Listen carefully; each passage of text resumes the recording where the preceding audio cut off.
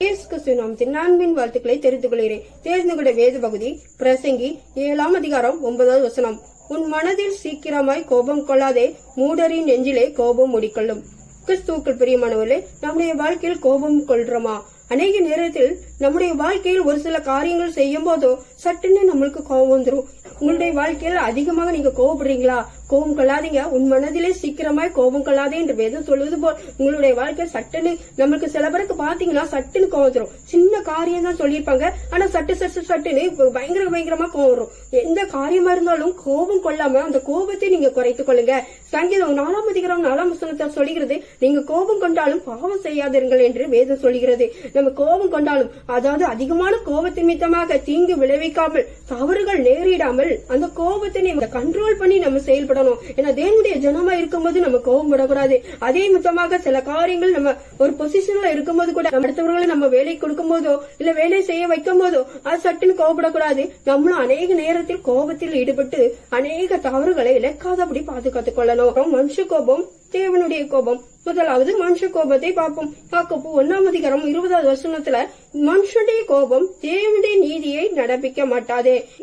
இங்க பாக்குறோம், மனுஷனுடைய கோபம் தேவனுடைய நீதியை நடப்பிக்க மாட்டாது. நம்முடைய கோபத்தை கண்ட்ரோல் பண்ணி எப்படிப்பட்ட சூழ்நிலையில் நம்ம கோபத்தை குறைத்துக் கொள்வர்களாய் காணப்படணும். நம்முடைய வாழ்க்கையில் கோபத்தை கண்ட்ரோல் பண்ணி செயல்படும் போது எந்த காரியத்திலும் நம்மளால் செயல்பட முடியும். இங்க பாக்குறோம், காயின் ஆபேலுடைய வாழ்க்கையில் பாக்குறோம், காயினும் ஆபேலுடைய காணிக்கை வைக்கும் போது கூட ஆபேலுடைய காணிக்கையை தேவன் அங்கீகரிக்கிறார். அது நிமித்தமாக காயினுக்கு எரிச்சல் உண்டாகி கோபம் உண்டாகிறது. அந்த கோபத்தின் நிமித்தமாக அவனையே கொலை செய்யும்படியாக நேரிடுகிறது. இப்படிப்பட்ட சூழ்நிலையில் நம்ம செயல்படாமல் நம்முடைய கோபத்தை குறைத்துக் கொண்டு அதன்படி செய்யும் போது தேவன் நம்மளோடு இருந்து வழி நடத்துவார். உன் சகோதரன் கோபம் தனியும் மட்டும் சில நாள் அவனிடத்தில் இரு. இங்க பாக்குறோம், ரெபெக்காள் யாக்கோபிடம் சொல்லுகிறார், உன் சகோதரனுடைய கோபம் தீரும் மட்டும் நீ லாபானுடைய வீட்டில் இரு அப்படின்னு சொல்லி கோபம் உண்டவனாய் யாக்கோப்பை கொலை செய்யும்படியாக தேடுகிறான். அப்படி இருக்கும்போது ரெபெக்காள் கோபம் தனியும் மட்டும் நீ அங்கே இருன்னு சொல்லி கோபத்தின் மாறின பிறகு, அந்த கோபம் தனிந்த பிறகு நீ வா அப்படின்னு சொல்லி, நம்முடைய வாழ்க்கையில எப்படிப்பட்ட சூழ்நிலை இருந்தாலும் பாவம் செய்யாத அளவுக்கு நம்முடைய கோபத்தை தனித்துக் கொள்ள வேண்டும். இப்ப பாக்குறோம், ஆபிரகாமுக்கு எதிராக 3 புருஷர்கள் சோதனை அளிக்கும்படியாக வந்திருக்காரு என்று அறிந்து கொண்டு தேவனிடம் கேட்கிறாரு, 50 நீதிமான்கள் அங்க இருந்தா நீங்க அழிப்பீங்களான்னு கேட்கிறாரு. அப்ப கோவப்படாதீங்க, நான் கேட்கிறேன் இன்னும் அப்படின்னு சொல்லி. அப்ப 40 நீதிமான்கள் கேட்கிறாரு, இன்னும் கோவப்படாதீங்க, 30 நீதிமான்கள் 20 நீதிமான்கள் என்று இப்படியாக கேட்கும் போது அவர் கோபம் கொள்ளாதீங்கன்னு சொல்லி கேட்கிறார். அப்படிப்பட்டு இருக்கும்போது தேவனுடைய கோபம். பாகமும் 9ஆம் அதிகாரம் 7ஆம் வசனத்துல, நீ வனாந்திரத்தில் உன் தேவனாகிய கர்த்தருக்கு கடுகோபம் உண்டாக்கினதை நினை. நம்முடைய வாழ்க்கையிலும் கர்த்தருக்கு கடுகோபம் உண்டாக்கி இருக்கோமா? ஒருவேளை தேவன் நம்மளுக்கு செய்யல, இந்த காரியம் செய்யலன்னு சொல்லி நம்மளுக்கு கடும் கோபத்தை தேவன் மேல் கட்டியிருக்கிறோமா? அந்த கோபத்தை எல்லாம் நம்ம நினைச்சு பார்க்கணும், நினைச்சு அதை நம்ம சரி செய்யணும். ரோமர் 1ஆம் அதிகாரம் 18ஆம் வசனம், சத்தியத்தை அறியாததினாலே அடக்கி வைக்கிற மனுஷனுடைய எல்லாவித அவபக்திக்கும் அநியாயத்துக்கும் விரோதமாய் தேவ கோபம் வனாது வெளிப்பட்டிருக்கிறது. ஒருவேளை நம்முடைய வாழ்க்கையிலும் சத்தியத்தை அறிந்திருக்கிறோமா? சத்தியத்தை அறியாமல் அவபக்தியா நம்ம காணப்படுறோமா? பக்தியுள்ள ஜனமா இருக்கிறோமா? பக்தி இல்லாமல் செயல்படுகிறோமா?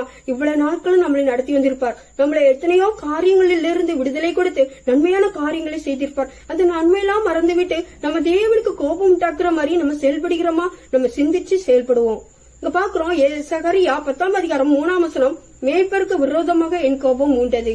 14ஆம் அதிகாரம் 23ஆம் வசனம், அவர்கள் பிதாக்களுக்கு நான் ஆணையிட்டு கொடுத்த தேசத்தை காண மாட்டார்கள், எனக்கு கோபம் உண்டாக்கினவர்களில் ஒருவரும் அதை காண மாட்டேன்.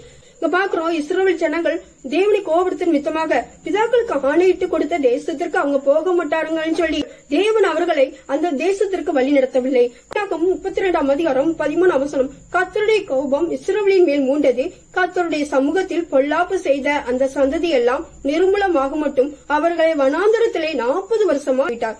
பாக்குறோம், கர்த்தருடைய சமூகத்தில் பொல்லாப்பு செய்த ஜனங்களை அந்த சந்ததிகள் எல்லாம் அந்த தேசத்திற்கு அனுமதிக்காமல் அவர்களை நிர்மூலமாக மட்டும் 40 வருஷமாக அலைந்து திரிய விட்டார்.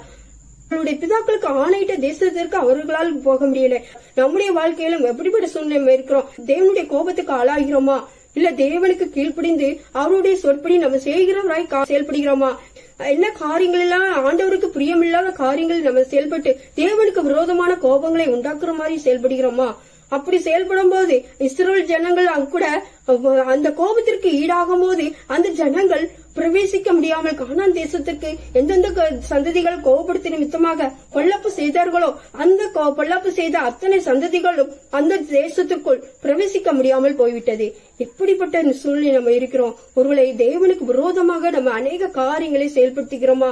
என்னாகமும் 22ஆம் அதிகாரம் 22ஆம் வசனம், அவன் பேசுகிறதினாலே தேவனுக்கு கோபம் உண்டது. பாக்குறோம், பாலாக்கு எதிராக நிக்கிற அந்த ஜனங்களை சபிக்கும்படியாக பிளேயமிடம் வந்து கேட்கிறார். பிளேயம் ஆசீர்வதிக்கிறவனை ஆசீர்வதிக்கிறவரும் சபிக்கிறவரை சபிக்கிறவன் என்று அறிந்து கொண்டு நீங்கள் சபிக்க வேண்டும் சொல்லி கேட்கும் போது, நான் தேவனிடம் பெற்றுக்கொள்கிறேன், கேட்டு பதில் சொல்கிறேன் சொல்லும் போது தேவன் பதில் கொடுக்காத போது அப்படியே சொல்கிறார். மீண்டுமாக பிளேயம் என்ன பண்ணுகிறார்? மீண்டுமாக கேட்கிறார். நீ பேசுகிறதுனால் தேவனுக்கு கோபம் உண்டதினால் சரி நீ போ, நான் சொல்வதை மாத்திரம் நீ சொல்லு அப்படின்ட்டு தேவன் சொல்லுகிற காரியங்களில் சொல்கிறார். தேவன் சபிக்காததை நான் எப்படி சபிப்பேன், தேவன் ஆசீர்வதிக்காததை நான் எப்படி ஆசீர்வதிப்பேன் என்று சொல்லி பதில் சொல்லிவிடுகிறார். தேவனுடைய கோபம் எப்படிப்பட்ட சூழ்நிலை இருக்கிறது. அவன் தேவனுடைய பதிலை பெற்றுக்கொண்டும் கூட அந்த பதிலை கிடைத்தும் கூட அவன் மீண்டுமாக தேவனிடம் பதில் கிடைக்கும்படி, அதாவது தன் இருதயத்தில் உள்ளதை அவன் கேட்கும்படியாக செயல்படுகிறதை நாம் பார்க்கிறோம். நான் அவனுடைய வாஞ்சை, அவனுடைய விருப்பத்தை தேவன் நிறைவேற்றும்படியாக அவன் மீண்டுமாக கேட்கிறான். அதன் நிமித்தமாக அவன் பேசுகிறதினால் தேவனுக்கு கோபம் உண்டதினால் அவன் அனுப்பிவிடுகிறார். இப்படிப்பட்ட சூழ்நிலை நம்ம இருக்கிறோமா? மீண்டுமாக சில காரியங்களை நம்ம பிடித்து கேட்கிறோமா? அந்த காரியத்தின் மித்தமாக தேவனுக்கு பிரியமா, கோபப்படுகிறாரா அப்படின்னு சொல்லி நம்ம நினைத்து பார்க்கணும். நம்ம சிந்திச்சு செயல்படணும். தேவனிடமிருந்து பதிலை நம்ம பெற்றுக்கொள்ளணும். பதிலை பெறாமல் நம்ம சில காரியங்களை செய்யக்கூடாது. நம்முடைய வாழ்க்கையில் தேவனுடைய பதிலை மாத்திரம் பெற்றுக்கொண்டு பாருங்க, தேவனுடைய பதிலை கேட்கும் போது கூட நம்ம விடாப்படியா நம்ம என்ன காரியத்தை விளையாம கேட்கிறானோ அந்த காரியத்திற்கு பதில் தேவன் கொடுக்க முடியாம தான் வைராக்கியமா பிடித்துக் கொண்டான். அதே போல் நம்முடைய வாழ்க்கையிலும் செயல்படுகிறோமா? 23ஆம் அதிகாரம் 20வது வசனம், தம்முடைய இருதயத்தின் நினைவுகளை நடப்பித்து நிறைவேறும் அளவும் அவருடைய கோபம் தணியாது. அந்த தீர்க்கதரிசிகளை நான் அனுப்பாதிருந்தும் அவர்கள் ஓடினார்கள், அவர்களோ நான் பேசாதிருந்தும் அவர்கள் தீர்க்க தரிசனம் சொன்னார்கள். இங்க பார்க்கிறோம், கர்த்தருடைய கோபம் மூழ்கிறதை பார்க்கிறோம். கர்த்தர் அனுப்பாதிருந்தும் தீர்க்கதரிசிகள் ஓடினார்கள், தீர்க்க தரிசனம் சொல்லாதிருந்தும் தீர்க்க தரிசனம் சொல்கிறார்கள் என்று வேதம் கூறுகிறது. எப்படிப்பட்ட சூழ்நிலை நம்ம இருக்கிறோம்? ஒருவேளை பொய்யான தீர்க்க தரிசனத்தை கூட நம்ம நாடி செல்கிறோமா? இப்படிப்பட்ட சூழ்நிலையில் அநேக இடங்களில் காணப்படுகிறதை பார்க்கிறோம். அப்படிப்பட்ட இடங்களில் நம்ம நாடி தேடாதபடி பாதுகாத்துக் கொள்ளணும். தேவனிடமிருந்து பெற்றுக்கொண்டு மாத்திரம் அதை செயல்படணும். அப்படி செயல்படாத போது தேவனுடைய கோபம் நம்மேல் இறங்கும். நம்முடைய வாழ்க்கையிலும் தேவனிடமிருந்து பதிலை பெற்றுக்கொண்டு உண்மையாக நேர்மையாக செயல்படும் போது நம்முடைய வாழ்க்கையிலும் நம்மளை பயன்படுத்த வல்லவர். அவர் என்னென்ன காரியங்களை கோருகிறதோ அதை மாத்திரம் சொல்லும்படியாக பொய்யா தீர்க்கதரிசனம் சொல்லாமல் நம்முடைய வாழ்க்கையில் நேர்மையாக செல்லும்போது தேவன் நம்மளோடு இருந்து வழிநடத்துவார். சீக்கிரத்திலே கோபம் கொள்ளாது என்ற வார்த்தையின்படி உம்மீது எந்த கோபம் இருந்தாலும் சரி, தாங்கள் அநேக நேரங்களில் அநேக பேரிடம் கோபம் கொள்ளாதபடி ஒவ்வொருத்தருக்கும் கிருபிச்சுவீராக செபிக்கிற நீங்க மகிமையா இருந்து வழி நடத்துங்க. துதிகன மகிமையை உமக்கு தெரிஞ்சு நல்ல பிதாவே, ஆமென்.